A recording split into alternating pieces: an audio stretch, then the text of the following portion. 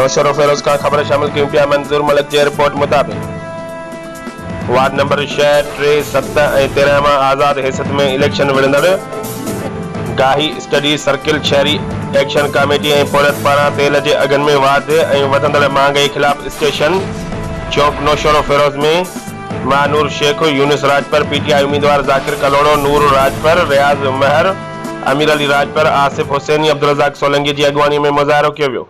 मुज़ाहिरे में civil society समेत पौरतन वॾे तइदाद में शिरकत कई।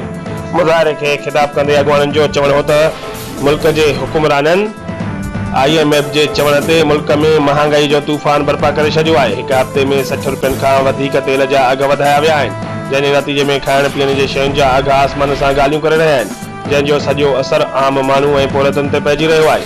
माण्हुनि लाइ बवेला मानी वॾो मसइलो बणिजी चुको आहे।